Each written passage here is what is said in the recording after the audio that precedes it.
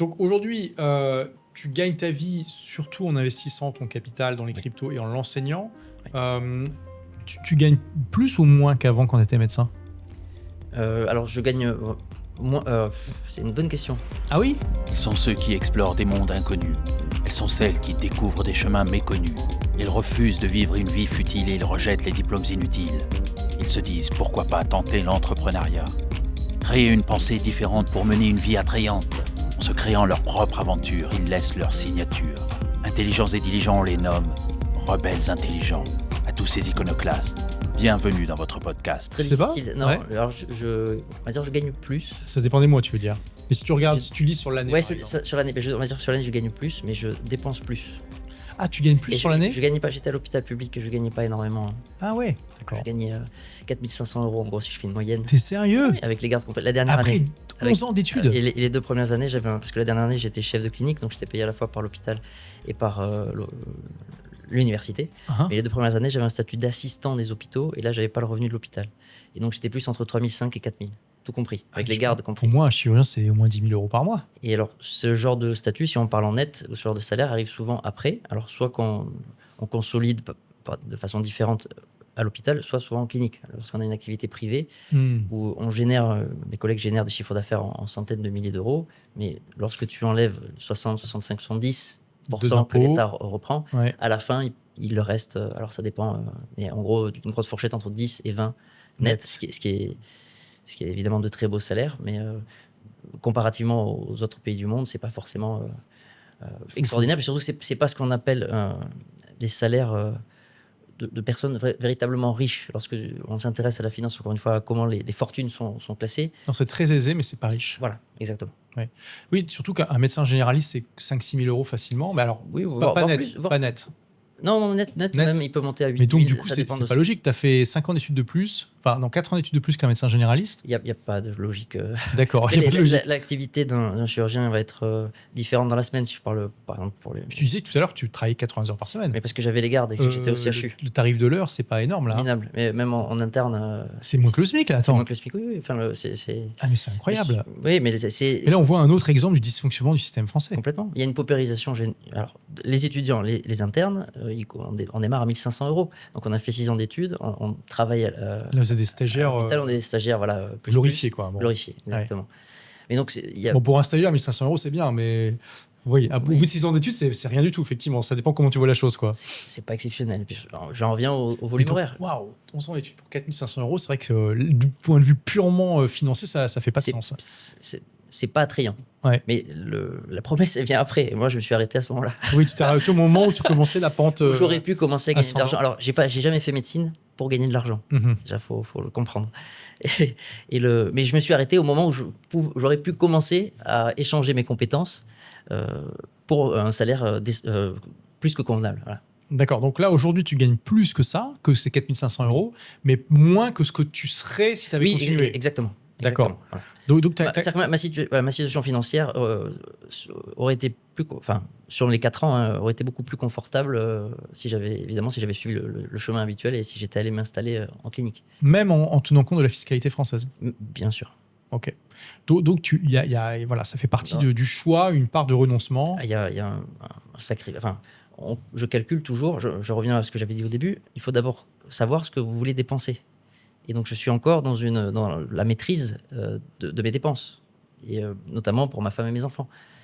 C'est eux le plus gros poste de dépenses. J'imagine, oui. Et À 4 500 € pour faire vivre 4 personnes, c'est pas forcément beaucoup. non. Mais de toute façon, même à C'est Nice. 1 000 €, un peu plus de 1 000 € par personne, quoi. Même à Nice. Alors, à Nice, j'étais à peu près à l'équilibre, mais les 2 premières années où je gagnais en gros 3 500, si j'arrondis, je dépensais plus. Donc déjà à Nice, en fait, je tapais dans mon capital pour vivre. Alors que j'étais chirurgien, mais parce que nous avions fait le choix luxueux et incompris, comme je l'ai dit au début, que ma femme arrête son activité pour s'occuper de notre enfant, de notre aîné. Donc ça, c'est ce qui explique aussi que c'est difficile si t'es pas autonome économiquement, tu peux pas être vraiment libre de tes choix. Et tout ce qui s'est passé au niveau sanitaire l'explique aussi. Ils étaient tenus. Même, on va dire, le petit pourcentage de mes collègues qui étaient en accord avec moi, ils étaient tenus financièrement. Ils pouvaient pas. Il y avait ça aussi, qui a joué dans les comportements. Ouais. Mais le statut a quitté j'en reviens au début, le statut, les revenus, la place dans la société. Oui, puis l'investissement que tu as fait dans les études. Et l'investissement énorme. 11 ans d'études, c'est pas rien. C'est énorme. En coût d'opportunité, si tu avais passé 11 ans à travailler, c'est même un métier, tu vois, au SMIC, je veux dire, tu aurais été à McDonald's, tu aurais gagné sur 11 ans, si tu l'avais bien investi, t'imagines.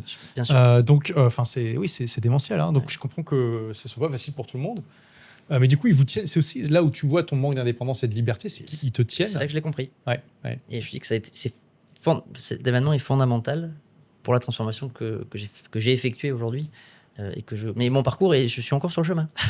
Oui, mais là, tu vois, tu as mis en place les piliers principaux. L'entrepreneuriat fait de la bonne manière et l'expatriation te donne vraiment une fondation pour être indépendant et libre que l'écrasante majorité des gens n'ont pas et n'auront jamais. Parce qu'il y a un coût énorme au départ, de mise en action et de... Il y a des fausses croyances, il y a des peurs qu'il faut savoir dépasser. Et puis, il y a cette démarche de faire des expériences que tout le monde n'a pas, tout le monde ne veut pas avoir, etc. Et donc... une question concrète là pour les gens qui se disent ah oui ça a l'air intéressant, peut-être que j'irai à Bangkok. Quel est ton budget mensuel à peu près 5 et 6 000 euros pour les 4 personnes Oui. Ok. Et là on pourrait se dire c'est quand même beaucoup, mais par exemple si c'était à Nice ou à Paris, il serait de combien aujourd'hui? Pour l'équivalent de la qualité de vie qu'on a ici, je pense que je dépenserais 10 000. 10 000, ok. Ouais. Donc on va dire que tu es à 50% ou 60% du...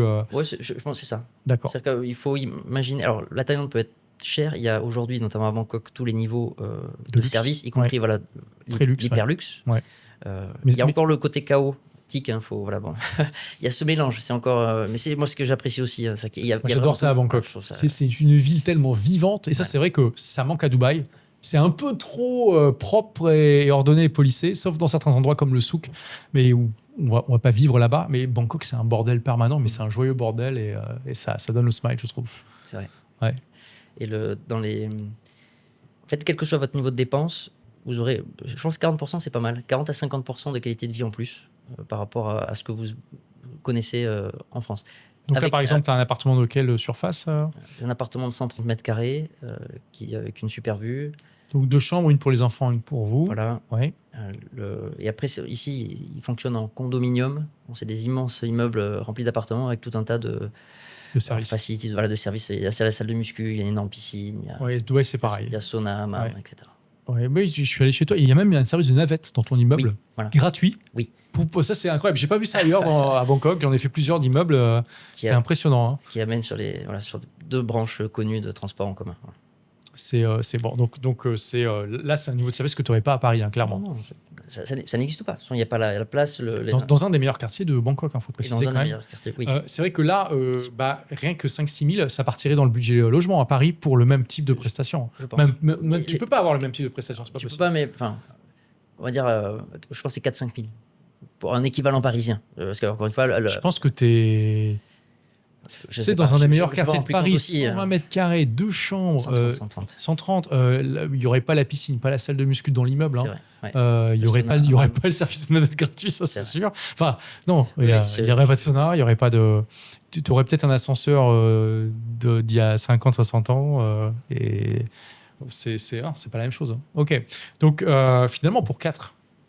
Non, c'est très correct, mais et à je Koh-Samui, suis pas en budget illimité, c'est-à-dire que je peux pas partir à droite, à gauche, je peux pas voyager. Enfin, là, c'est le budget annuel que je me fixe, et mensuel que je me fixe. Et tu vis très bien avec ça. Et on vit très bien avec ça, mais je suis pas en mode illimité.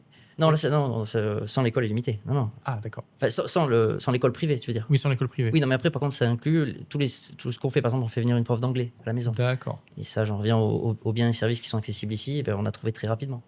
Et donc, on a la professeure d'anglais qui peut venir enseigner à nos enfants 2 fois par semaine à la maison. Et au final, donc du coup, ça t'a mis combien de temps avant que tu retrouves ton salaire d'antan avec ton activité d'infopreneur? Alors, je peux pas, parce que là, je te fais un revenu mixte entre mon activité d'entrepreneur et ce que rapporte ton capital. Et ce que rapporte mon capital.